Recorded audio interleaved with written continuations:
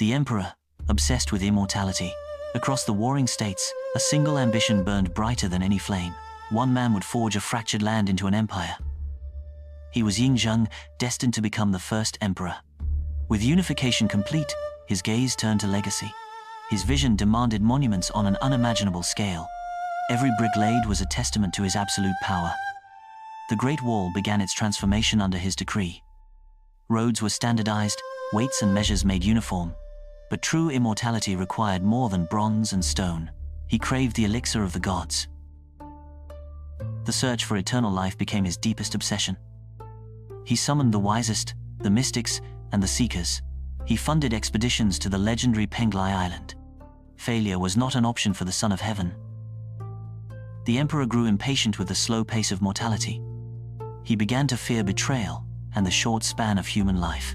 Accusations flew, perceived enemies vanished overnight. Scholars who spoke of natural cycles were silenced.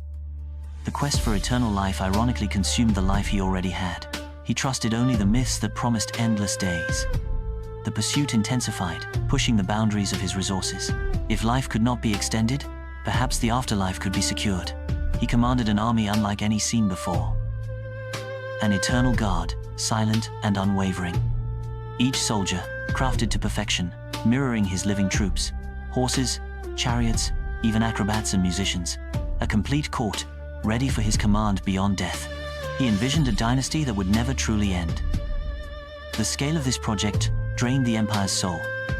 Yet, the emperor remained focused on his eternal preparations. The irony, seeking long life often hastens the end. The mercury-laced elixirs had taken their final toll. His last moments were spent far from his prepared sanctuary. The secret of his passing was tightly guarded. A charade began, transporting the silent ruler back home. His body was finally brought back beneath the earth. The magnificent tomb sealed against intruders. A final act of preservation, a final act of deception. And then, the order was given, bury the secret with him. The emperor had found his eternity, guarded by silence. 2 millennia passed, the world above changed beyond recognition. But below, the army stood ready. No two faces were exactly alike. The general stood tall, commanding his silent legions.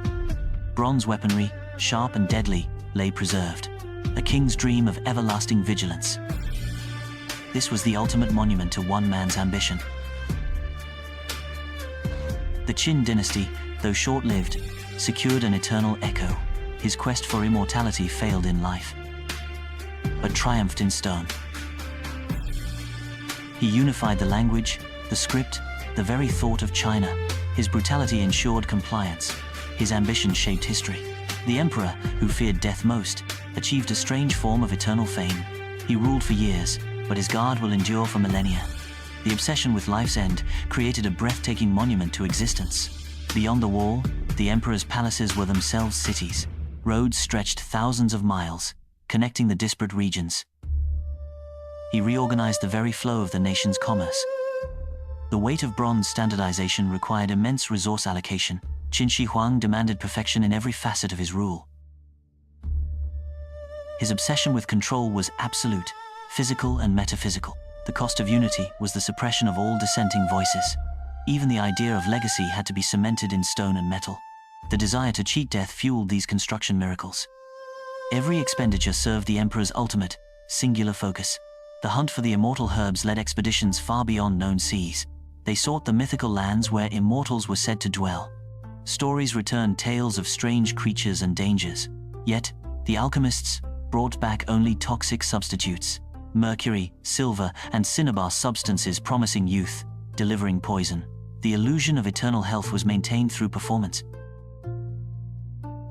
His health deteriorated silently while his monuments grew louder. The fear of being forgotten drove him to create an army of memory. He sought to command eternity, but time was running out. The next stage required the ultimate insurance policy. His tomb was designed as a perfect, miniature cosmos. Rivers of molten metal flowed through the underworld palace.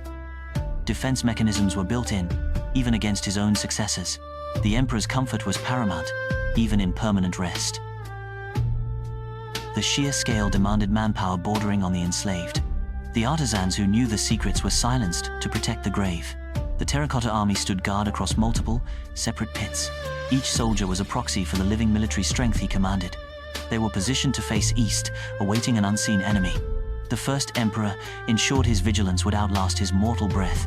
Inside the palace, every sound was monitored, every movement scrutinized. The emperor rarely left the security of his inner sanctum. His officials walked a constant tightrope between usefulness and execution. Even celebrations were tempered by the looming shadow of mortality.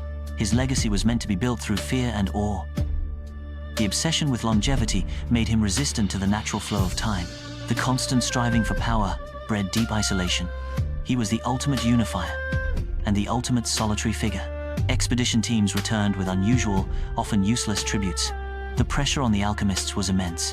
Their work was a matter of life and death. They even sought heavenly components from meteorites. Qin Shi Huang believed purity could be chemically manufactured. The search stretched across continents and through treacherous seas.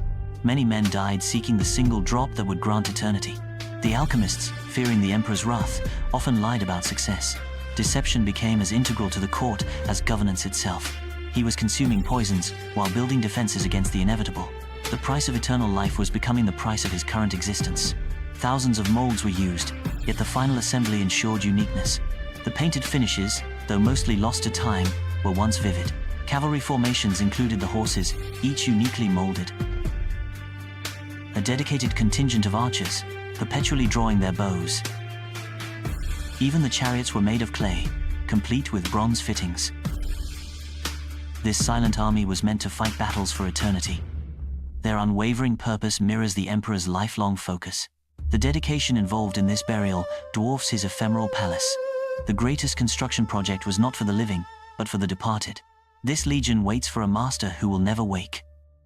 The body betrayed the will of the unyielding ruler. His pursuit of mercury-based longevity was tragically effective. In his final fever, he likely dreamt only of his stone army. His entourage desperately tried to maintain the illusion of imperial health. He passed away during the 5th lunar month, far from his capital. The deception to hide his death began immediately.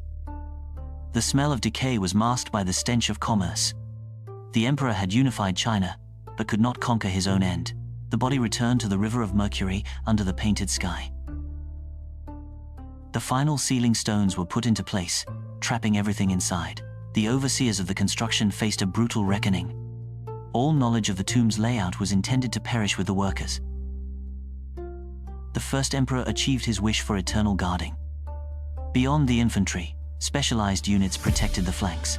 The archers were positioned to unleash devastating initial volleys. And then, the unusual figures, the acrobats and the musicians. These figures ensured the emperor's afterlife was not one of mere warfare. They served to entertain the immortal sovereign.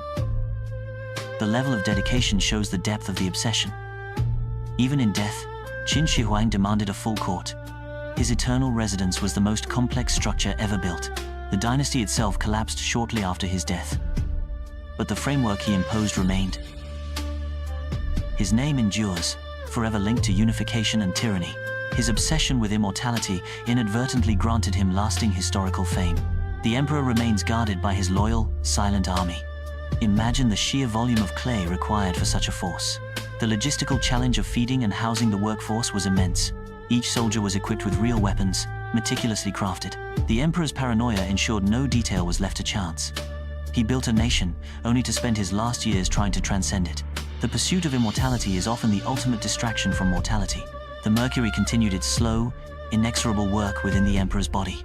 His secret death was a desperate attempt to control the final narrative. The scent of salted fish became the symbol of the empire's last deception. Below ground, the Mercury rivers waited for the body to join them. The Terracotta Army remains perfectly posed for a battle that never comes. Their silence is the loudest echo of the emperor's reign. The Great Wall stands as a barrier against the outside world. The mausoleum stands as a barrier against time itself. Qin Shi Huang's legacy is permanence born from obsession. The first emperor never found immortality, but he achieved forever.